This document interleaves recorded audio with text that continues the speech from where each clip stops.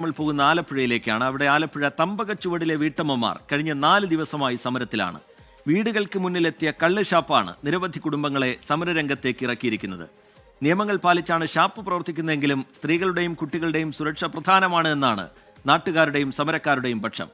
ജില്ലാ കളക്ടർ അടക്കം ഇടപെട്ടിട്ടും പ്രദേശത്തെ പ്രശ്നത്തിന് പരിഹാരമുണ്ടായിട്ടില്ല.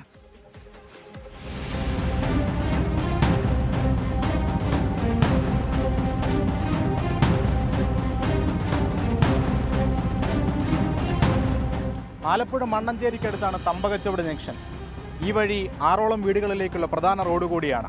ഇതിൻ്റെ തുടക്കത്തിൽ ആരംഭിച്ച കള്ള് ഷാപ്പാണ് നാട്ടുകാർക്ക് ആശങ്കയാവുന്നത്. ഞങ്ങളുടെ കുഞ്ഞുങ്ങളടക്കം ഞങ്ങളെല്ലാവരും ജോലിക്ക് പോകുന്നവരാണ്. രാത്രി വൈകിയൊക്കെയാണ് വരുന്നത്. അപ്പോൾ ഞങ്ങളുടെ സുരക്ഷയാണ് ഞങ്ങളുടെ ഏറ്റവും വലിയ കൺസേൺ എന്ന് പറയുന്നത്. അപ്പോൾ അത്തരത്തിലുള്ള പ്രശ്നം ഉണ്ടാകുന്ന മുന്നേ തന്നെ ഞങ്ങളുടെ ആശങ്ക ഇദ്ദേഹത്തിനോട് പ്രകടിപ്പിച്ചതാണ്, ഈ ലൈസൻസിയോട് പറഞ്ഞതാണ്. അപ്പോൾ അദ്ദേഹം ഞങ്ങളോട് ഉറപ്പ് പറഞ്ഞിരുന്നത്, നിങ്ങളെല്ലാവരും നമുക്ക് വ്യക്തിപരമായിട്ട് അറിയാവുന്നതാണ്, ഒരിക്കലും ഞാൻ അങ്ങനെ ചെയ്യില്ല എന്നുള്ളൊരു വാക്കാണ് അയാൾ പറഞ്ഞിരുന്നത്. വളരെ പെട്ടെന്നാണ് നമ്മുടെ പോലും കണ്ണിൽ പൊടിയിട്ട് ഒരു സുപ്രഭാതത്തിൽ ആൾ കൊണ്ടുവന്ന് ഇങ്ങനെ ഒരു ഷാപ്പ്, നമ്മളെല്ലാവരും ജോലി കഴിഞ്ഞ് വന്നപ്പോഴാണ് ഈ ബോർഡ് കണ്ടത് തന്നെ ഞങ്ങൾ ഞെട്ടി. ഹൗസ് പ്ലോട്ട് തിരിച്ച് വിൽപ്പന നടത്തിയ സ്ഥലങ്ങൾ. ആദ്യ പ്ലോട്ട് വാങ്ങിയത് കള്ള് ഷാപ്പ് ഉടമയാണ്. വരാനിരിക്കുന്നത് ഷാപ്പാണെന്ന നാട്ടുകാരറിഞ്ഞില്ല. അറിഞ്ഞതോടെ വിവിധയിടങ്ങളിൽ പരാതി നൽകി. ഒടുവിൽ എക്സൈസ് വകുപ്പിന് കളക്ടറുടെ നിർദ്ദേശം. ക്രമസമാധാന പ്രശ്നം നിലനിൽക്കുന്നതിനാൽ നാട്ടുകാരെ അറിയിക്കാതെ ഷാപ്പ് പ്രവർത്തിക്കാൻ അനുവദിക്കരുത്. നിർദ്ദേശം കടലാസിലൊതുങ്ങി. എക്സൈസ് അനുമതിയോടെ തന്നെ ഷാപ്പ് തുറന്നു. കള്ളെത്തി, കള്ളുകുടിക്കാൻ ആളുമെത്തി. നാട്ടുകാർ ഭയന്നതുപോലെ പ്രശ്നങ്ങളും ആരംഭിച്ചു.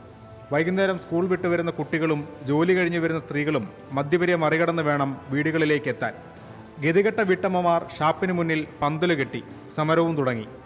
കുഞ്ഞുങ്ങൾ വരുമ്പോൾ അതുങ്ങളെ ഉപദ്രവിച്ചാൽ നമുക്ക് ഈ ഒരു മതിലും കൂടെ ഉള്ളതുകൊണ്ട് നമ്മുടെ വീട്ടിൽ നിന്ന് നോക്കി ഇതിനൊന്നും ശ്രദ്ധയും കിട്ടത്തില്ല. അപ്പോൾ നമ്മളിതിൽ ഭയങ്കരമായിട്ട് ആശങ്കപ്പെടുന്നുണ്ട്. കാരണം നമുക്ക് ആരോട് പരാതിപ്പെടാനാണ്? ഇതിൻ്റെ ഓണർ നമ്മളോട് പറഞ്ഞിരുന്നത്, ഈ ലൈസൻസ് പറഞ്ഞിരുന്നത്, ഇവിടെ ഒരു വാടകയ്ക്ക് കൊടുക്കാൻ പോവുകയാണ്, ഇങ്ങനെ ഒരു നമുക്ക് പ്രത്യക്ഷത്തിൽ ബാധിക്കുന്ന ഒരു പരിപാടികളും അയാൾ ചെയ്യില്ല എന്ന് നമുക്ക് ഉറപ്പ് തന്നിട്ട് ഒരു സുപ്രഭാതത്തിൽ രാവിലെ ജോലിക്ക് പോകുമ്പോൾ ഒരു പ്രശ്നമില്ല, തിരിച്ചു വരുമ്പോൾ ഇവിടെ കള്ള് ഷാപ്പ് ഓപ്പൺ ചെയ്ത് പ്രവർത്തിക്കുകയാണ് ചെയ്യുന്നത്. സമരം തുടങ്ങിയിട്ട് ദിവസം 4 പിന്നിട്ടു. ഷാപ്പിലേക്ക് എത്തുന്ന കള്ളുവണ്ടികൾ വീട്ടമ്മമാർ തടഞ്ഞ് തിരികെ അയക്കുകയാണ് പതിവ്.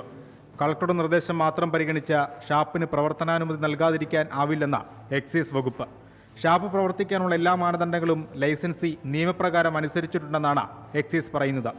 ഈ സാഹചര്യത്തിൽ സമരത്തിന് നിയമപിൻബലമില്ലെന്നും വകുപ്പ് വ്യക്തമാക്കുന്നു. സമരം മുന്നോട്ട് പോവുകയാണ്. കച്ചവടമില്ലാതായതോടെ ചെത്തുകാരടക്കം ഷാപ്പിനെ ആശ്രയിച്ച് ജീവിക്കുന്നവരുടെ കുടുംബവും പട്ടിണിയിലേക്ക്. ജോലി ഉപേക്ഷിച്ചാണ് സമാധാന ജീവിതത്തിനായുള്ള സമരപ്പന്തലിൽ സ്ത്രീകളും ഇരിക്കുന്നത്.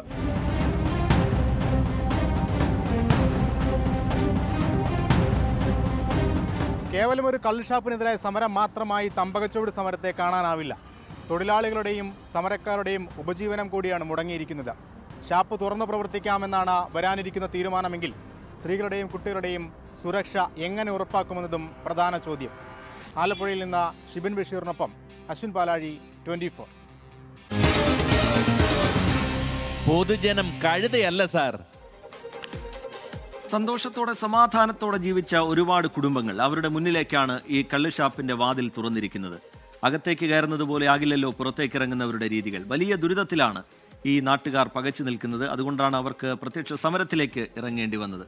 അവർക്ക് പറയാനുള്ളത് കൂടി കേൾക്കാം, ചില പ്രതികരണങ്ങളിലേക്ക് കൂടി. അപ്പോൾ അങ്ങോട്ട് ഒരാൾ കയറിപ്പോകുന്ന രീതിയല്ലായിരിക്കും പുറത്തോട്ട് ഇറങ്ങി വരുന്നത്. പിന്നെ അവർ കുടിച്ചേച്ച് അവർ ഈ റോഡിലൊക്കെ ഇങ്ങനെ വണ്ടിയൊക്കെ നിർത്തി വെച്ചിട്ടായിരിക്കും കയറുന്നത്. അപ്പം ജോലിയും കഴിഞ്ഞ് വരുന്നവർ ആ വണ്ടി ഒന്ന് മാറ്റാൻ പറയുമ്പോൾ ആ ഇറങ്ങി വരുന്നവരുടെ അവസ്ഥ എന്തായിരിക്കും? അപ്പോൾ ആ രീതിയിൽ പിന്നെ പ്രശ്നങ്ങളുണ്ടാകും. പിന്നെ അങ്ങോട്ടും ഇങ്ങോട്ടും പ്രശ്നങ്ങളായി പിന്നെ ഞങ്ങൾ കൂടി ഇടപെടേണ്ടി വരും.